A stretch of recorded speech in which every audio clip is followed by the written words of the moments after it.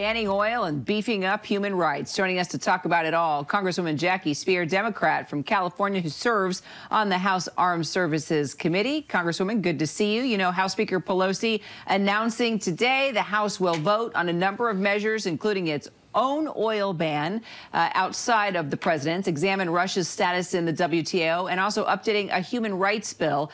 Can these really have a chance of impacting Putin and perhaps altering his course of action? These are additional steps we've taken that will have a profound impact. The economic sanctions that have already been imposed have had the ruble drop to the lowest ever. It's less than a penny in value now. The oligarchs are starting to get concerned, some of them even trying to sell their properties in the U.S. before having them seized. As we continue to ratchet down, they're all feeling the pain. And then the question becomes, is Putin going to pay for more warfare, or is he going to pay the pensions for those Russians who are relying on money to be able to survive? All of this is important. He will certainly feel that. And I've been struck, Congressman, by the politics of this. We're used to such divisive, bitterly divisive politics in Congress across the country. And Ukraine seems far away. A lot of people, couldn't find it on a map, might not have known about it. And yet, we're seeing these polls coming and showing that a majority, sometimes a very strong majority, back an oil ban, even if it means higher gas prices. One poll, 71%. It's hard to get 71% of Americans to agree it's Tuesday. But I wonder about your constituents as they're facing, especially in California, these skyrocketing gas prices. What do you hear from them? Do you think they get it? Well, there's no question that they're concerned about the price of gas. I paid $5.45 at our local gas station just last week. And for senior citizens, they're concerned about the pinch. But if you ask them overall, are you willing to pay a little bit more to help these Ukrainian mothers and children get over the border to safety?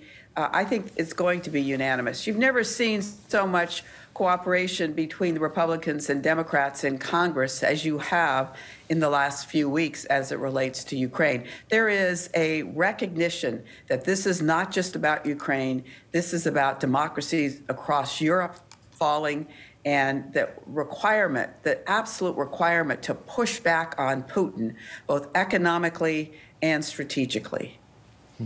All right, Congresswoman, you've been a longtime advocate for women's rights here in the U.S. I've interviewed you for decades on various issues, and we've interviewed you also on the women who are staying in Ukraine to take up arms and fight. We've been following the plight of 2 million refugees as well, who are largely women and children. You know, it's International Women's Day. We've got to talk about this. We should talk about it every day, actually, but today specifically. And tell me what you are doing to help lift up these women.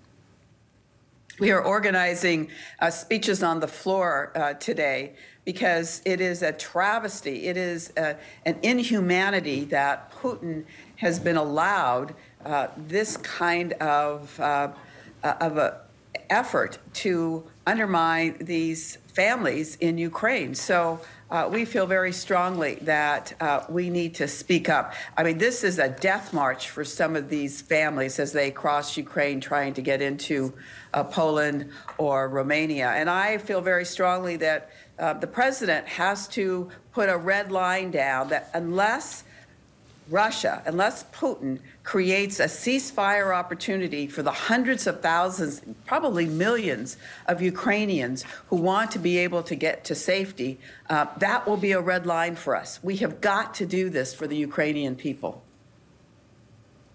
All right, well, Congressman, as we cover the waterfront here with you, you're introducing today, I guess, the SHIELD bill you call.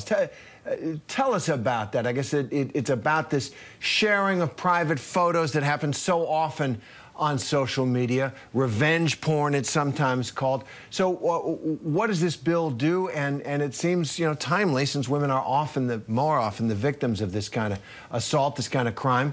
Well, tell us about this bill. Thank you for asking about that particular legislation. I've introduced it now for a number of sessions in Congress. It's got bipartisan support in both houses, and it addresses the criminality of individuals who will post what are intimate photographs on the web without the consent of the individual. It has destroyed women's lives across the United States. I mean, 50% of them say they've contemplated suicide. 90% of them have been emotionally distraught by it. It has destroyed careers. We have to attach criminality to it so that we can put an end to it. Congresswoman Jackie Speier, I always appreciate you joining us, hitting all the topics, especially on this day, lifting up women. Appreciate it. Thanks very much. Hi, everyone. George Stephanopoulos here. Thanks for checking out the ABC News YouTube channel. If you'd like to get more videos, show highlights, and watch live event coverage, click on the right over here to subscribe to our channel. And don't forget to download the ABC News app for breaking news alerts. Thanks for watching.